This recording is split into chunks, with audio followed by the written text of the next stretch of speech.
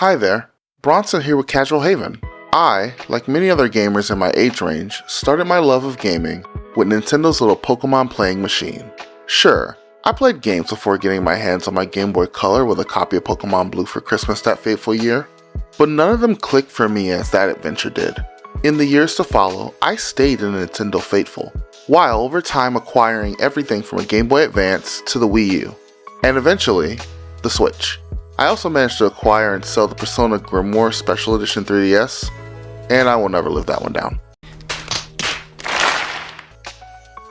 All of this to say, as a longtime fan of this ex-playing card company, it is increasingly disappointing to see the state of the eShop.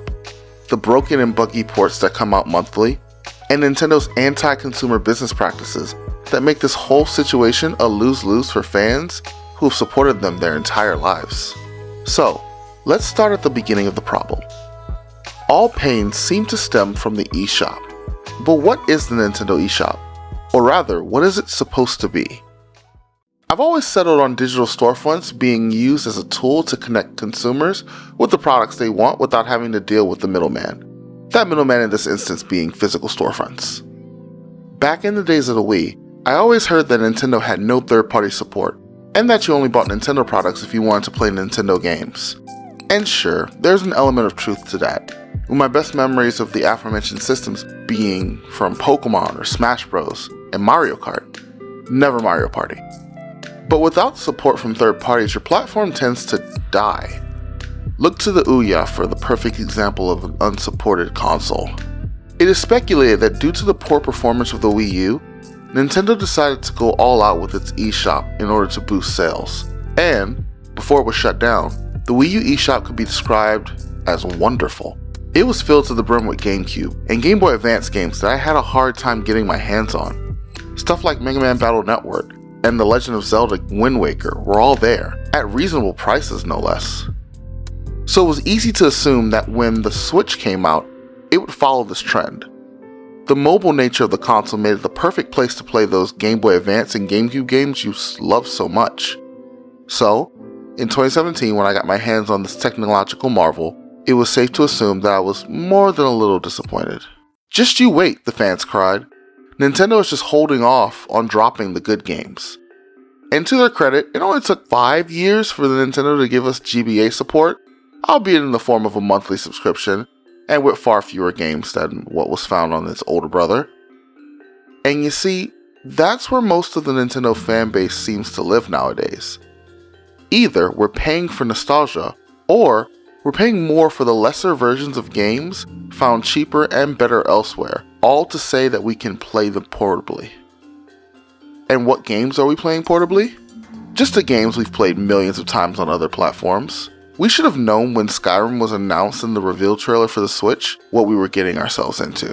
Nintendo did an amazing job of dangling Breath of the Wild in front of our faces in order to distract us from the bait and switch they were about to pull. So, what games were available at launch? Back when the Switch was released, there was pretty much nothing to play besides Breath of the Wild. In those dark times, I purchased Fast RMX and Has-Been Heroes off of a recommendation.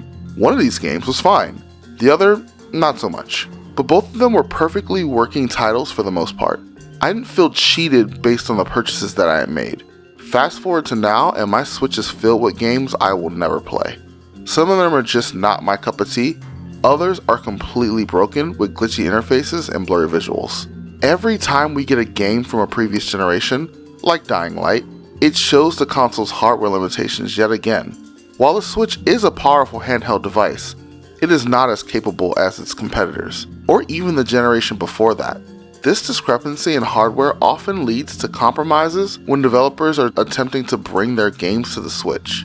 In some cases, it's blurry visuals, reduced or capped frame rates, and simplified game mechanics. While these compromises are understandable to a certain extent, they become problematic when the overall experience suffers significantly. If a slight worse experience was the extent of it, maybe we would have less to complain about. But some of their ports are downright busted. Mortal Kombat 1 is just the latest example of the low effort that developers put into the Switch version of these games, with laughable textures and bare bones animations. And the game doesn't even run that great to justify these downgrades. Even before that, WWE 2K18 was the hot mess of the season, and Ark Survival Evolved chugs at every turn and has you spend more time loading than actually playing. The consequences these broken ports cause are twofold. Firstly, players who purchase these games feel cheated and disappointed by their experience. This leads to a loss of trust in both the developers and the console itself. Secondly, the prevalence of broken ports can tarnish the reputation of the Switch as a platform for quality experiences. This can deter developers from investing time and resources into creating well-optimized ports for the console, ultimately limiting the variety and quality of games available to Switch owners. Furthermore, the lack of quality control from both Nintendo and the developers themselves exacerbates the problem. While Nintendo does have a certification process for games released on the Switch, it's obvious that several poorly optimized ports slip through the cracks. This lack of oversight can be frustrating for players who expect a certain level of quality when purchasing games for their console. That's the whole point of console gaming. Nintendo is far from the only platform that deals with terrible ports, with Steam being famous for buggy games like Batman Arkham Knight when it launched. However, with Steam you are at least allowed to request a refund within 2 hours of playtime. Nintendo has no such policy. Additionally, developers need to take responsibility for ensuring that their ports are properly optimized and meet the standards expected by players. So, where do we go from here? I would love to live in a world where a game can be released on Switch and I know that it's just gonna work. Sadly, Nintendo has wasted all the goodwill I had for it growing up. Now with every game released, I assumed it's gonna be a hot mess, and I'm surprised when I learn anything to the contrary. When their first-party games, the ones you are supposed to buy Nintendo for, like Pokemon and Zelda, have frame rate and texture issues, what hope does the rest of the library have? You see, Nintendo has a problem, but until they see it as a problem, we're going to continue on this disappointing path until it meets its eventual end.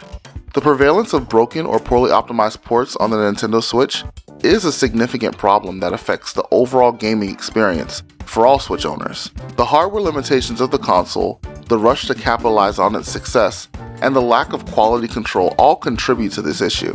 To address this problem, both Nintendo and developers need to prioritize quality control and optimization when bringing games to the Switch. Nintendo should enforce stricter certification processes that ensure that only well-optimized games make it to the console. Developers, on the other hand, need to take the time to properly optimize their ports for the Switch's hardware limitations, rather than rushing to release subpar versions. To maintain the Switch's reputation as a platform for quality gaming experiences, both Nintendo and developers must prioritize optimization and quality control when bringing games to the console. Only then can players truly enjoy the full potential of the Nintendo Switch.